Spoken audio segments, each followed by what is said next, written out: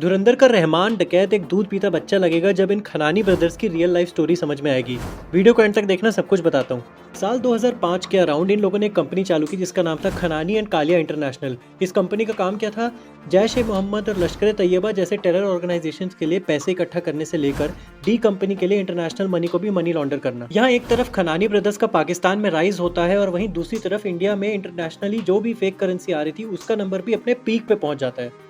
लेकिन सबसे ज़्यादा हैरानी की बात ये थी कि ये कोई लोकल ऐसे ही कहीं साइड में बनाए हुए नोट्स नहीं थे। They were the almost exact replica of the official issued note. इनका मोडस ऑपरांडी बहुत ही सिंपल था। पाकिस्तान की किसी सिक्योर लोकेशन में इन नोट्स को कंस्ट्रक्ट करना, उसके बाद शेल कंपनीज के थ्रू दुबई के थ्रू होते हुए ढाका और काठमांडू से इन नोट्स की इंडिया में एंट्री कराना, उन्हीं रस्तों के थ्रू जिन रस्तों के थ्रू हमारे पास इलीगल वेपन्स और ड्रग्स पहुंच जाते हैं। और फिर इंडिया पहुंचने के बाद जो भी एलईटी और डी कंपनी के इंडिया में जितने भी नेटवर्क्स थे उसके थ्रू इन नोट्स को इंडिया की वेरियस लोकेशंस में डिस्ट्रीब्यूट कर दिया जाता था।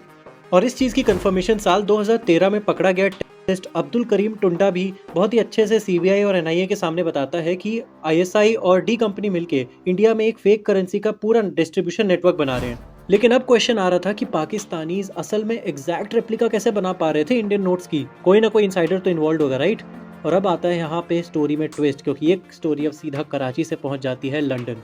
अब यहाँ पे एंट्री होती है डेलारू नाम की ब्रिटिश कंपनी की, जिसका काम था कंट्रीज के लिए ऑफिशियल जो भी करेंसी पेपर होता है उसको कंपनी को मैन्युफैक्चर करने का कॉन्ट्रैक्ट मिलता है। जनरली ये कंपनी ग्लोबल मार्केट लीडर है इसी सेक्टर में।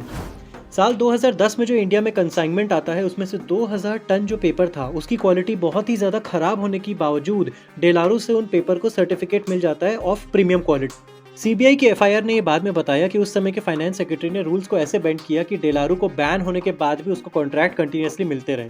नाउ इस चीज़ को कभी प्रूफ नहीं मिल पाए कि डेलारू ने ये इंडियन प्लेट्स जो 500 और 1000 रुपए के प्लेट्स थे वो कभी खनानी ब्रदर्स को या पाकिस्तान को पकड़ाए कि नहीं।